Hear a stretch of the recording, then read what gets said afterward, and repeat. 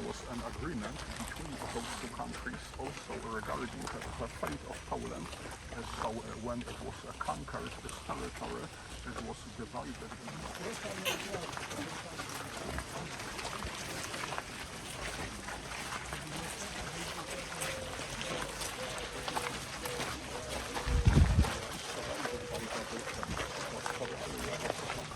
where prisoners were held.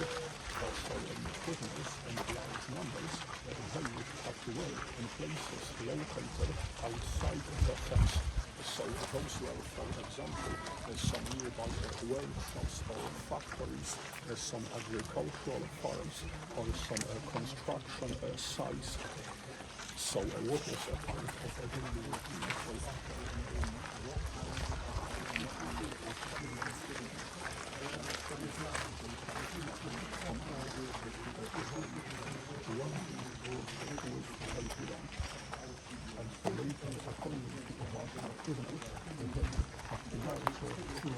Of the main entrance gate, beneath that sign Arbeid macht frei.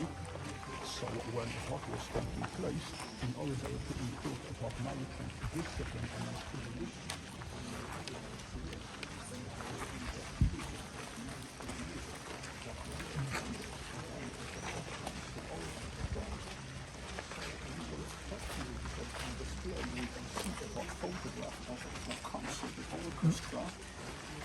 so its members, those were some of the prisoners and people in prison here.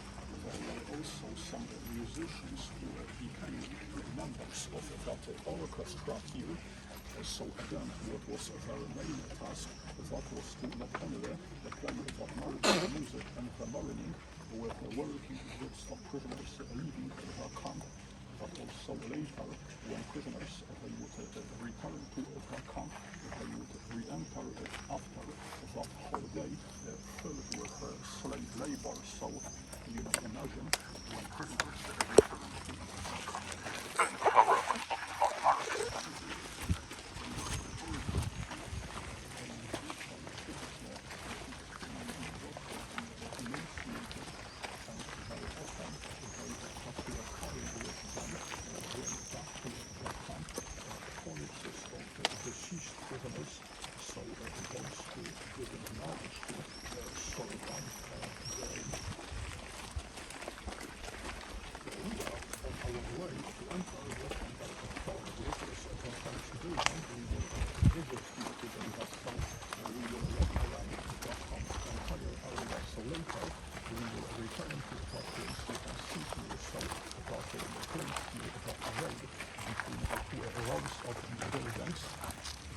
on our way to block number 4, we will stop now next to a display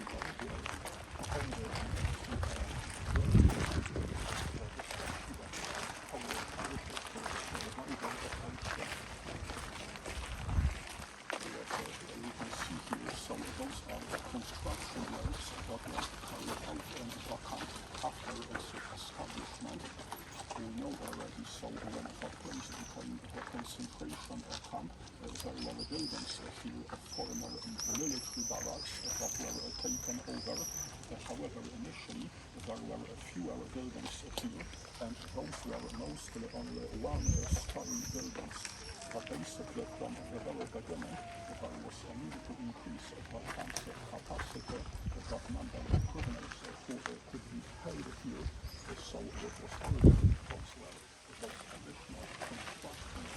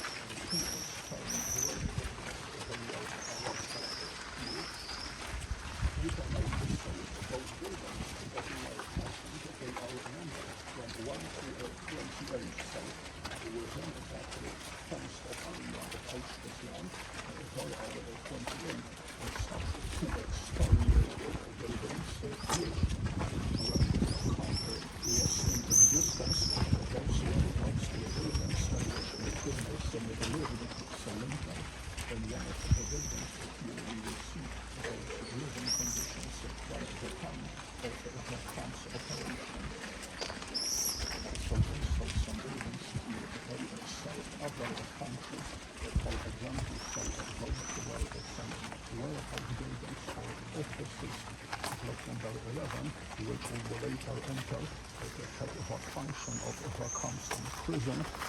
Or later on our way, we will pass buildings of the cancer hospital here in Auschwitz, but again mostly what we can see around us, those are buildings in which the prisoners were held, in which typically criminals would spend their nights, because during a day we know typically prisoners they were exploited as slave laborers. That was a major part of the daily routine of the prisoners. So we will enter shortly block number 4. So some of the buildings here, when the memorial was created here, those buildings they were adapted to house their exhibition rooms, where we can learn more about the history of that place. So block 4, that is the first building belonging to the general exhibition in the Auschwitz memorial. But before we enter it, so please come a bit closer here. So here on display we can see that location of major camps within that Auschwitz complex. So we are now here in Auschwitz 1, but later we will visit Birkenau, which is located around 2.5 kilometers from here. You may have seen that infamous image of train tracks leading directly into the camp. So later in Birkenau we will see that around the place of arrival of trains. So Birkenau, it was the biggest camp within that Auschwitz complex. It was also the main site of mass killings in gas chambers. So later here in Auschwitz 1, we will enter the building of the crematorium with the gas chamber. But after the establishment of Birkenau, it was there where the Nazis started moving that mass killing process to. It was later in Birkenau where there were 4 bigger crematoria with gas chambers built. However, all of such crematoria in Birkenau, they were destroyed before the liberation. Only their ruins remain in Birkenau. We can see also on the right Auschwitz 3 monovolts around 6 kilometers from here. So that was the main satellite camp of Auschwitz.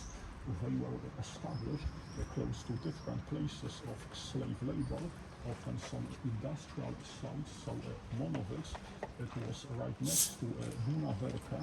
That was a chemical factory which was under construction. It was under ownership of IG Farben Industry. So that was a German chemical company, which was one of the companies which closely cooperated with the authorities. You can imagine what was a result of that cooperation. That was that they could use the pyramids as a source of slave laborers. So we are about to enter block number 4, so please remember, if you want to photograph indoors, please don't use a flash. We will be separated in some rooms by a black belt. I will stand on the other side of that belt, dividing a room. So we will enter room number 113. Excuse me.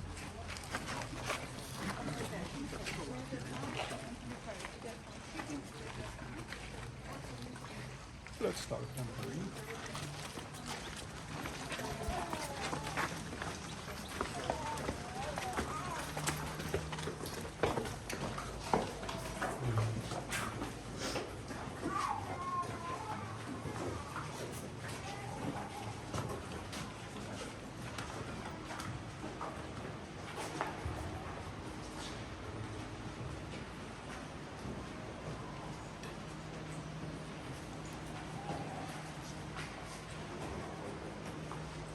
So ultimately, Auschwitz became the biggest German Nazi concentration and extermination camp. But just as Auschwitz developed over time, so did the scale of deportations here. So initially Auschwitz was established as a place of incarceration of Poles. Initially, those deportations here were limited to the territory of occupied Poland. And so starting around a year later after the camp's establishment, the Germans started deportations here also from outside occupied Poland. And so the year of 1942, Auschwitz became one of the places of mass deportations of Jewish communities, which was represented one major turning point in the history of Auschwitz, given that Jewish people they became by far the largest group of those deported here. So those mass deportations here of Jewish people, they were part of the global Nazi policy of what was called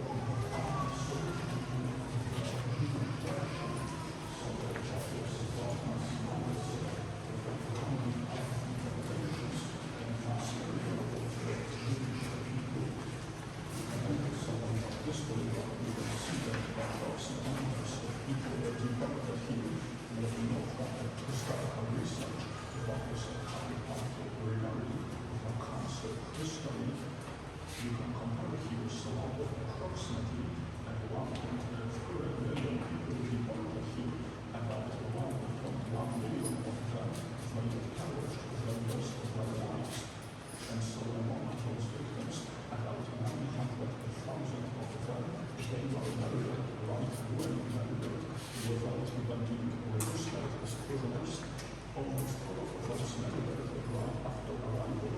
Those were Jewish deportees, those who were selected to be murdered in gas chambers following an arrival in the camp. And also around 200,000 people they perished as the camps prisoners during their incarceration here. So speaking of the camps, you can see the notice where you can see the ashes of those murdered. Given the state of America the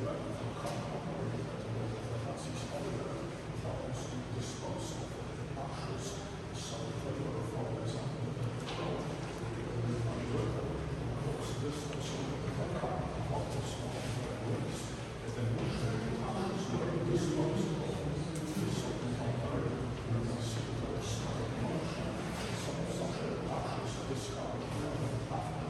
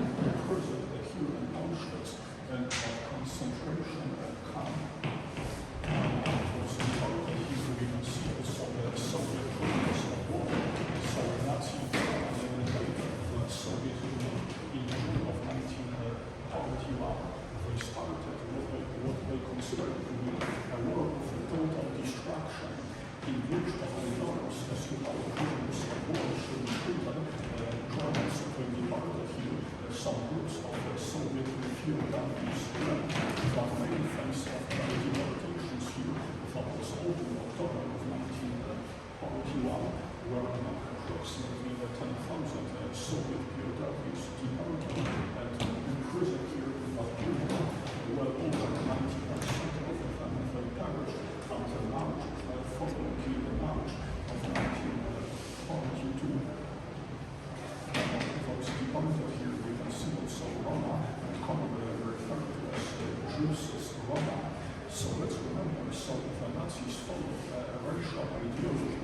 They considered some ethnic groups to be inherently inferior.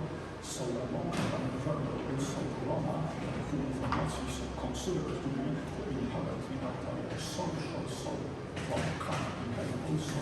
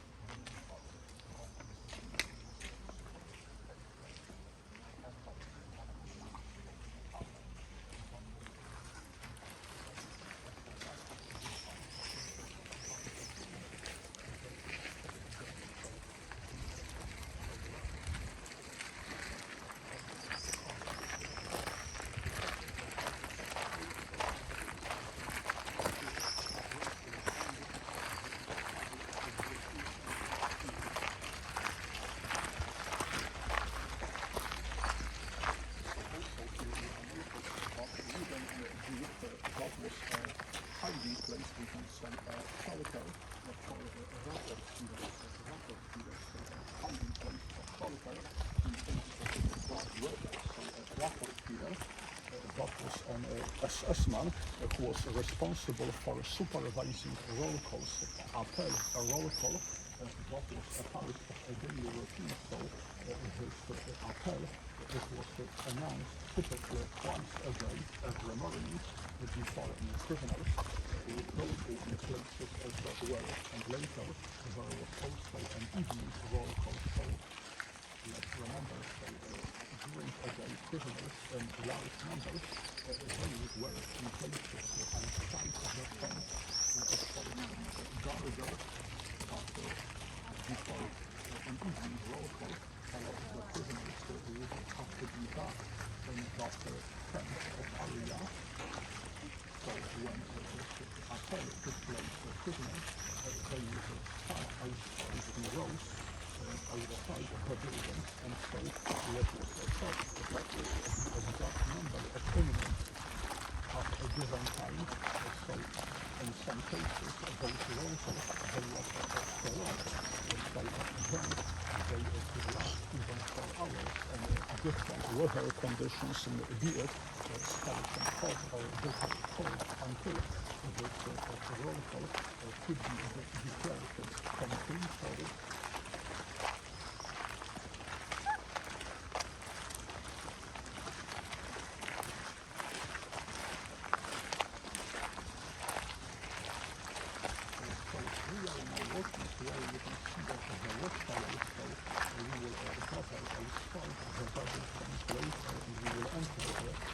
Crematorium building, so the camp area wasn't limited only to that area, which was surrounded by a double fence, so that is, we can say, the whole area of the camp, where prisoners were held, but also outside the double fence, we will see buildings which belong to the camp. So on the left side there, the hospital for VSS, and on the right, the buildings of the council administration and of the commandant's office.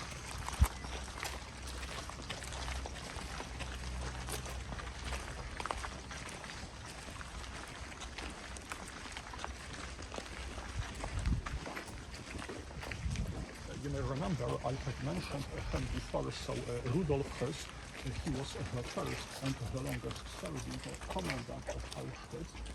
Before we enter the crematorium in close proximity, we will see a fragment of a nearby house which was taken over by Hess. So when the camp was created, the people living around it, they were expelled, their houses were confiscated, and so some of such nearby houses became houses for some assessment serving people where they often lived with their families.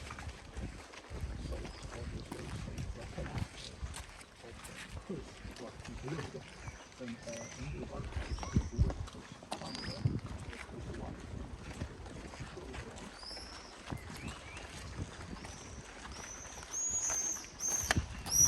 So from here you can see on the right behind the trees, you can see a nearby house, a fragment of it. So that house in which Chris lived, the camp's first commandant.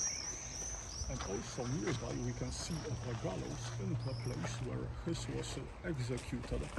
When the war ended, so Chris, he wanted to find his real identity. He wanted to evade justice, so he lived under a false identity in his native Germany. So Germany, right after its defeat, it was controlled by the major Allied countries. So those were the British who captured Chris in Germany.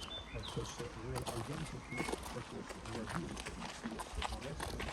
He was later, after some time, he was delivered to the Polish authorities, because in Warsaw, there was later his trial held, and so Chris, he was found guilty.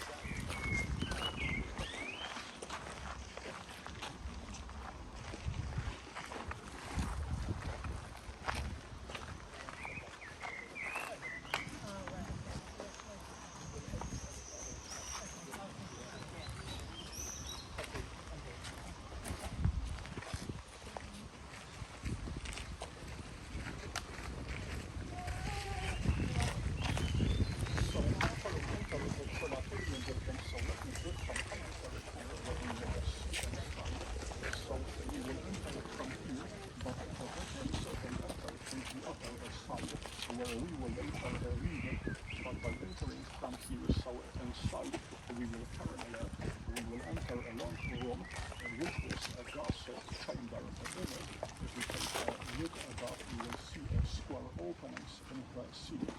So through such openings, what was dropped, those were granules of Zyklon B. You may remember that they would release hydrogen cyanide in the gas chamber. And after seeing that, we will enter the adjacent room, so we will see the room with the crematorium ovens,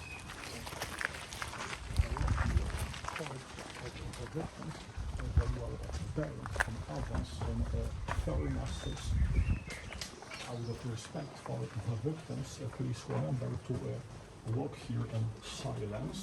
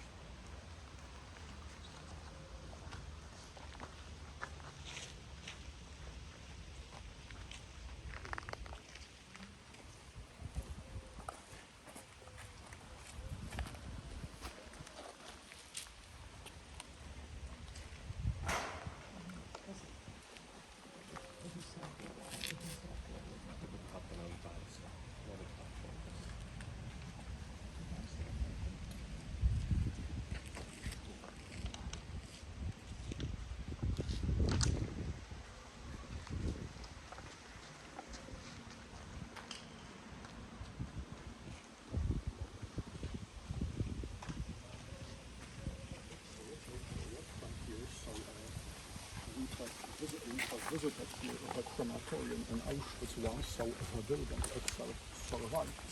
Unlike the crematoria in Birkenau, so what happened when in Birkenau there were for a bigger crematoria built, this crematorium in Auschwitz one, it stopped to be used as the crematoriums, and so later this building it was converted into an air raid shelter for the SS.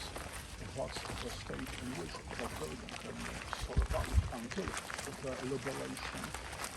But so when the memorial was created here, it was decided that this building would be reconstructed to that state when it was used as the crematorium with the gas chamber to show us what this building looked like when it was used.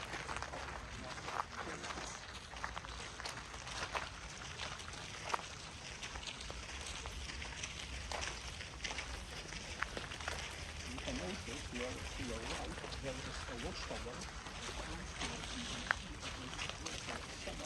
Semi-circular structure that is a bomb shelter, one of the bomb shelters for the SS guns.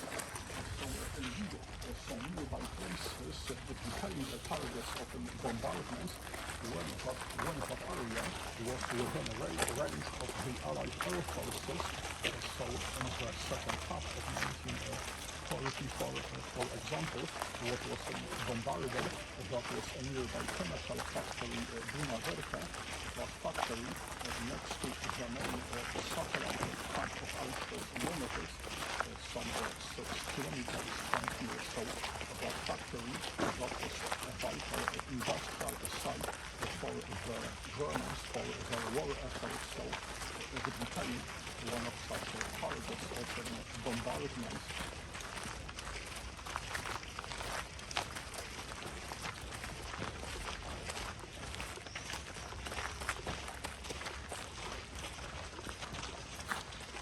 Yes, so here we are in the hot part of our visit to Auschwitz I. So we will leave that place for a break now.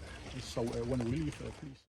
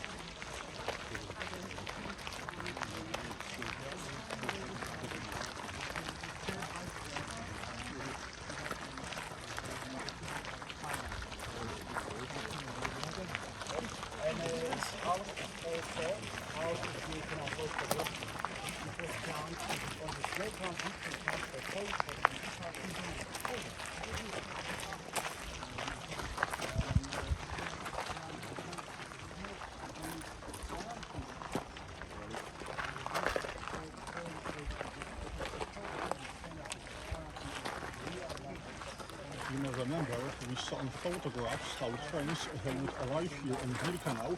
That was, however, only from May of 1944, because before that time, those trains heading here, they stopped in a place located between Auschwitz I and Birkenau, the place that was called by the Germans Judenrampe between Auschwitz I and Birkenau. But again, from May of 1944, trains they would arrive here in Birkenau. So that was relatively late given the course of the camp's history, but actually that started the period of the biggest wave of deportations here. That was the time of deportations here of Jews from Hungary.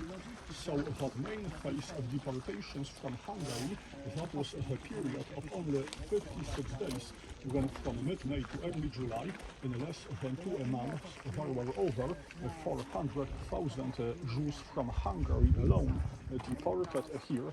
I am stressing that also because the photographs we saw from here, they were taken at that time of that biggest wave of deportations to the camp from Hungary. I will come back to those photographs shortly, but let's notice now, you can see over there, you can see this freight car that was placed in the memorial to be for us this symbol of conditions, typical conditions for a deportation here. We saw in photographs in a train that would arrive here, there could be even several dozen such freight cars, where in one there were typically some 70-80 people crammed for a deportation, which in some cases lasted even several days, where in a freight car there isn't basically any access to light, to fresh air, you may imagine. due to such conditions, for example, extreme thirst, so some of the deportees, the weakest ones among them, they sometimes died during that deportation itself before a train would even reach that place.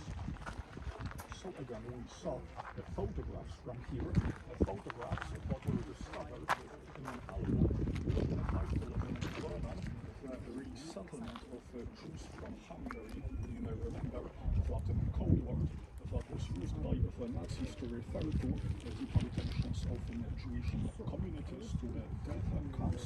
What was this supposed resettlement?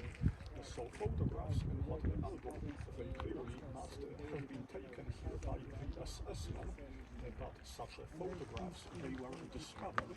They are now for us such unique photographic evidence of what would happen here. So again, what we saw, that was an arrival of a transport of Jewish deportees. So we saw what they would have to undergo here. So let's recall that. We saw how Jewish arrivals, they were ordered to line up here in two groups. In one group we saw men standing, in another group women, also mothers with their small children. What wasn't revealed to those people, that was how for many of them, that was the last time when they would see here some of their relatives, people close to them. We also saw on the photograph roughly in the middle of this ramp here in Birkenau, there was the selection carried out when it was decided who would become the premier and would be murdered in a gas chamber. What exact percentage of those selected here, it varied depending on the transport. So on average, about 80% of the Jewish deportees following the selection.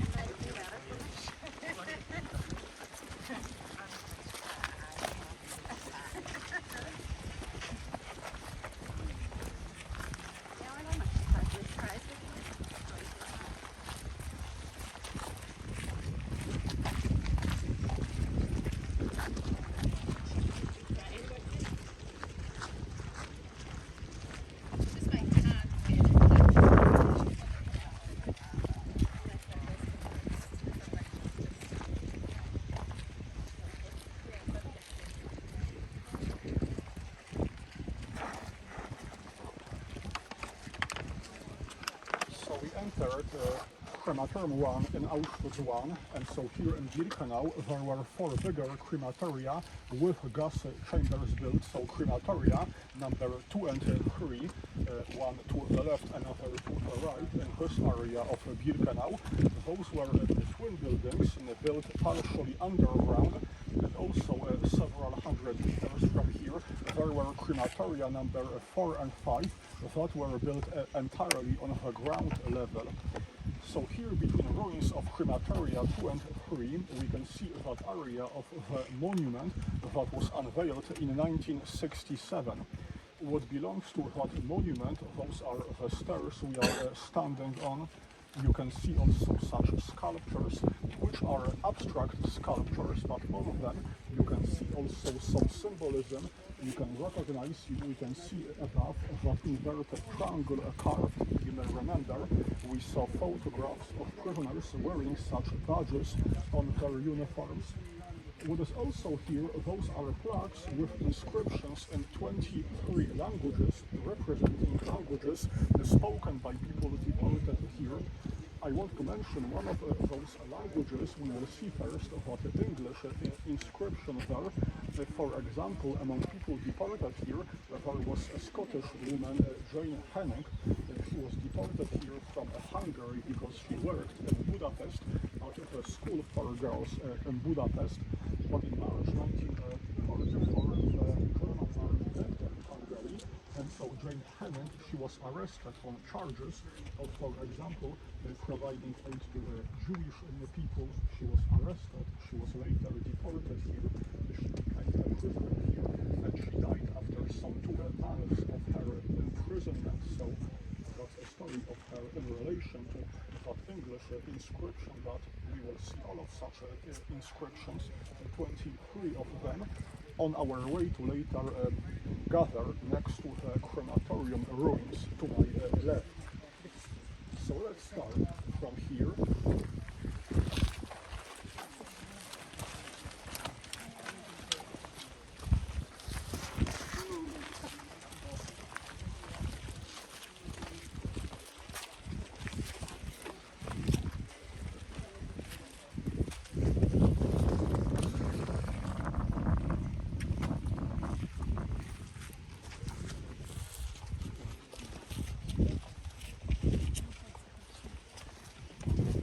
I know what they are, yeah? Yeah, exactly. I have it somewhere. I don't remember every language of course here, but I have it. I can check it if you want to, yeah? So I can recognize most of them, yeah? How many did you say? 23. Do they all say different things? Yes, the same. The same thing. Like express the same message. Same message.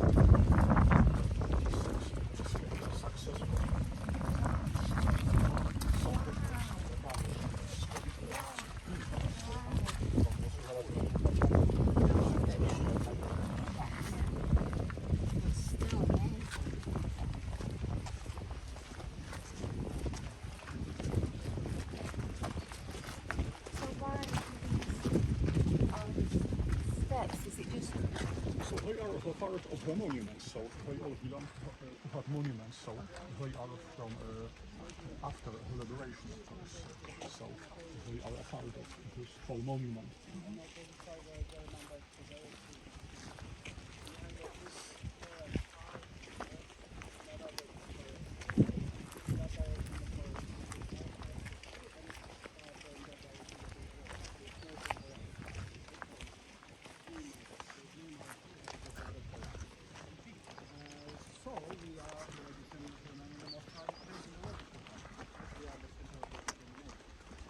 I told you about finishing one of these, about the 8 years ago.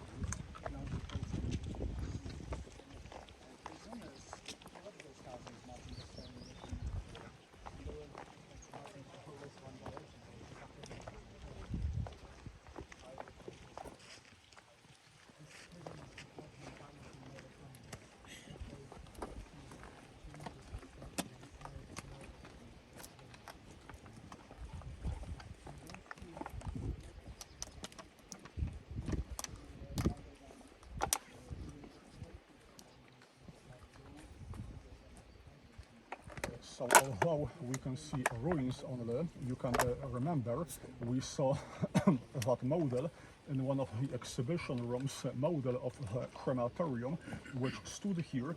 You may, excuse me, you may remember from seeing that model. So the victims, they had to go underground. You can see nearby there are metal bars above stairs leading to what was behind me. You can see from a distance, close distance, you can see metal bars above stairs leading to what was the underground undressing room. And so those victims, they were told to remember exactly where they would leave their clothes, because supposedly they would be able to collect them later after a shower, which was a deliberate deceit, so that later those naked men, women, children alike, they would enter another underground room. We will later walk there, you will see more clearly where there was that another underground room, so that was the gas chamber. And so the gas chamber, it was, you will notice, it was smaller, approximately 2 times smaller than this undressing room. So those victims, they were typically crammed, squeezed inside the gas chamber. And so the SS men, they would drop granules of Zyklon B, they would drop them into 4 columns of wire mesh. In such columns, those granules, they would evaporate what was needed. What was the air temperature reaching 27 degrees Celsius. With it, those granules released hydrogen cyanide. We know, typically within several minutes, those streams from the gas chamber, they would gradually stop, cease, so that killing itself, it wouldn't last much longer. However, so the Nazis supervising that killing from outside the gas chamber, they waited some longer amount of time, typically around half an hour. And so after that time, they would order to open the gas tight door to the gas chamber, which was in the process of being ventilated. So the prisoners from Sonderkommando, they would enter it. You may remember Sonderkommando, that was that group of prisoners ordered to work in crematoria. What, for example, gives us insight into what prisoners from Sonderkommando, what they experienced, those are their manuscripts, because here in the camp, some of the prisoners from Sonderkommando, they wrote such manuscripts, which they later secretly buried in the ground close to where there were crematoria. And so 6 of such manuscripts, they were discovered after the camp's liberation. So after entering the gas chamber, those prisoners from Sonderkommando, they would often see those corpses tangled or piled up. So those victims in the gas chamber, so even instinctively, they would often try to fight for their lives, for catching basically any last breath.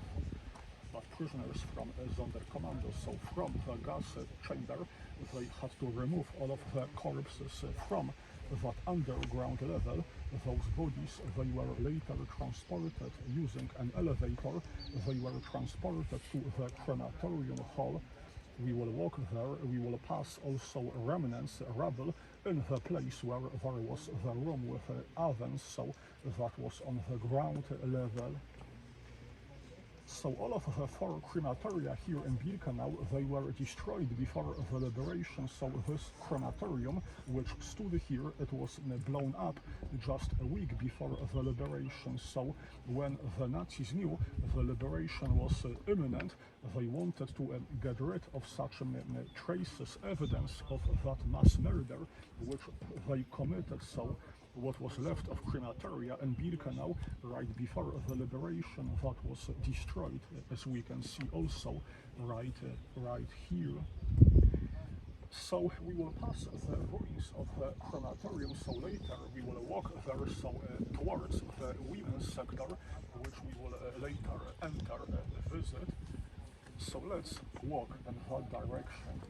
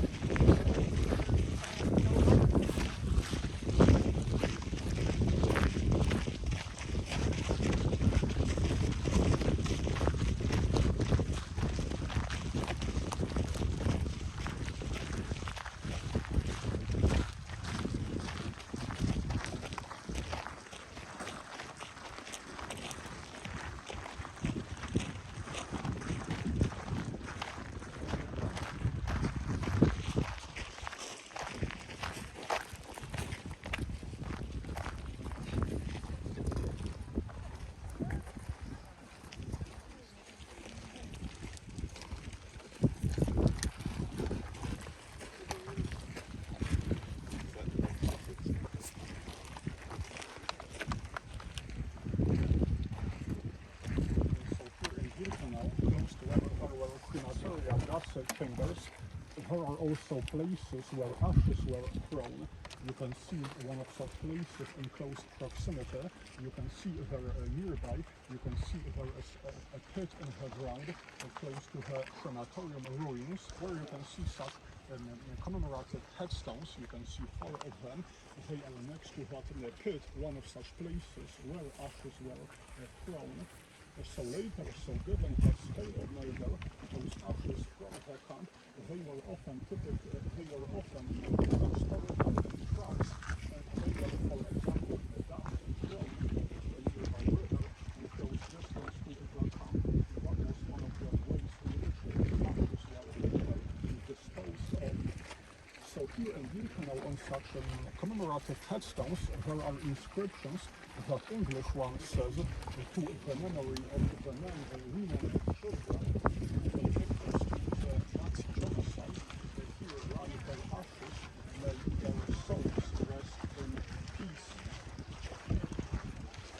So we are on our way to enter the women's sector in Birkenau, so we will walk through that area, and later we have to get to the last row of barracks to enter one of such barracks open for us to visit. Almost all of such barracks here, they are closed to visitors. Moreover, you can see some buildings covered by tents, where in a tent there are buildings undergoing conservation works currently. So for us to see those living conditions, we have to approach the last row. We will enter there, one of such barracks.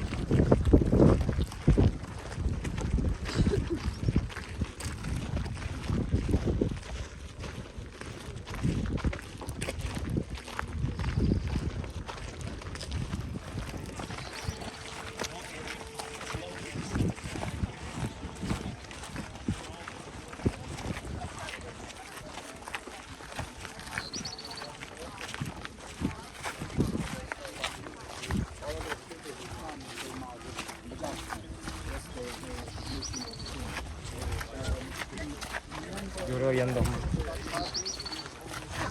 Bueno, ustedes también tienen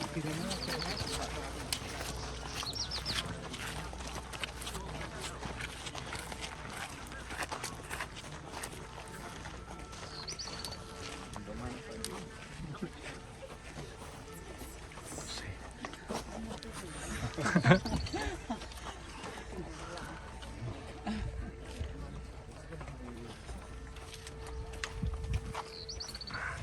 soon when you start looking like a checkers board. You've dropped to the back set, Rachel, so I've had your badge and you're not walking fast enough for me. So all of such brick barracks here in Birkenau, they share the same basic pattern of design interior. So at the entrance you will notice there are two small rooms, one of which that was a room for a functionary prisoner with a role of Block Älteste among her duties here, because we are now in what was a part of the women's sector that was to supervise other prisoners living in a block barrack.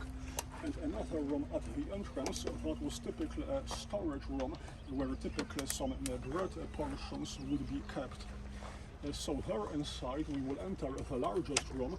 You will see that the largest room divided by partition walls, where between two partition walls there are places for prisoners to sleep, 3 levels of bunks, including that lowest level.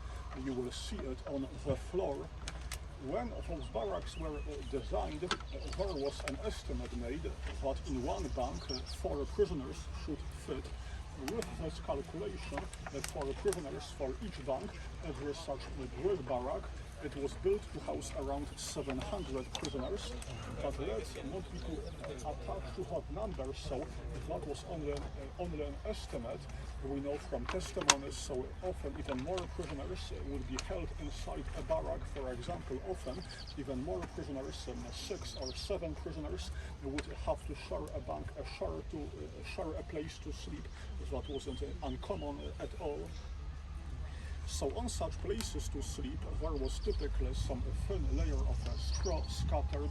The prisoners, they would receive only some worn out thin blankets, which they often shared, just as they shared that place to sleep itself. So inside you will notice, so there are 2 chimneys. Next to a chimney, what was attached to a chimney, that is a small metal stove. So that was there for heating. Such 2 small stoves to heat that room in which the prisoners slept. We can say first of all, not enough to heat effectively that entire space in a room, and moreover, typically prisoners, they of course weren't given any heating materials. They would have to try to organize them somehow, so to, for example, smuggle some wood from some construction site, which of course was risky and not easy to do so. You may imagine often that even in harsh winter, those parallel insulated barracks, they simply weren't heated in any way.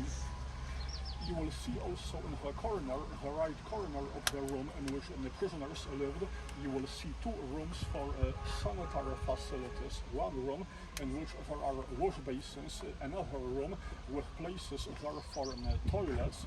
So later in Birkenau, there were sanitary facilities added to some of such barracks in which prisoners lived, but those works, they were only started. They were at that stage, of course. There was also a need to link those sanitary facilities to some plumbing, sewage systems. So what was the case here in Birkenau? Prisoners, in order to try to wash themselves, relieve themselves, they were led to separate sanitary barracks with wash basins there and latrines. There were primitive toilets, latrines. Such sanitary barracks, they were accessible to prisoners, of course, not individually whenever they needed to, but they would use them collectively, hurried up by functionaries. That was limited to basically just 2 times a day, every morning and every evening, before going to and after returning from slave labor. One more thing, so we will walk on a wooden surface, actually starting from here, so that is above that original floor level in the building, that wooden surface added for visitors, for us to walk on that wooden surface. Also, on some walls you will see some scratches, writings left by visitors. So unfortunately, those are signs of vandalism, of course, living, and such scratches, writings, that's forbidden. That's a sign of vandalism, unfortunately, by some visitors.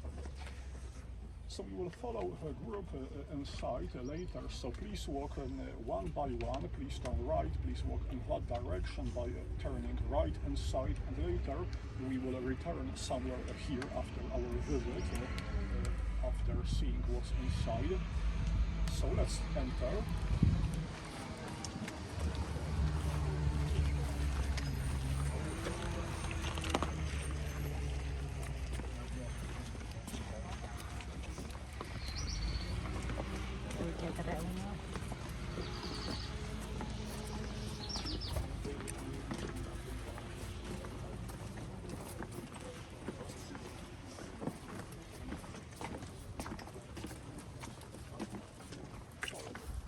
Preservation. Those are original structures, yeah.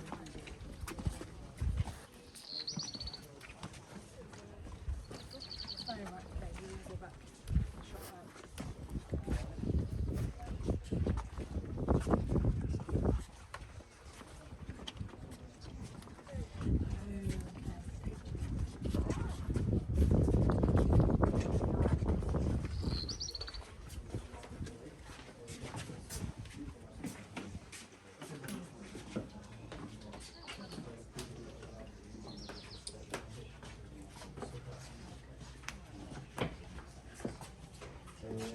Some of all those buildings see one bed, but we have members that as for the target that they were meant to see was one of them turn that side. They had to be together, so they had so much trust to the back, so they had to do a classes. They were actually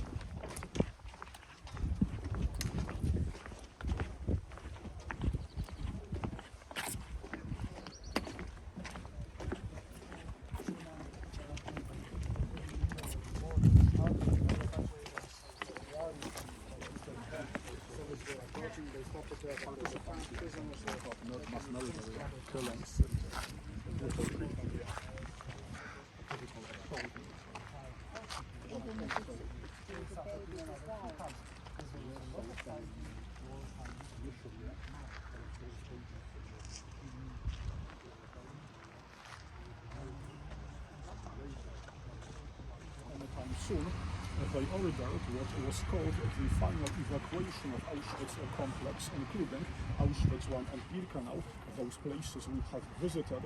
So the great majority of prisoners, they had to participate in what we call the death marches.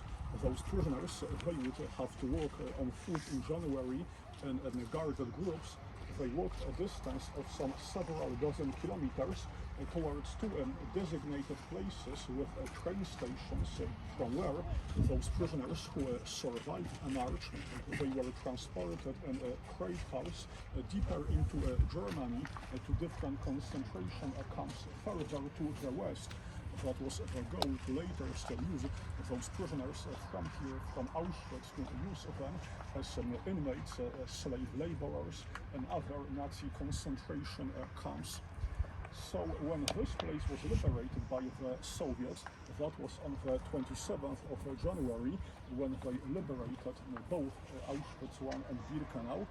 They liberated overall about 7,000 prisoners, either those left here once that evacuation started, or those who managed to hide, who tried to stay here, wait for this approaching liberation.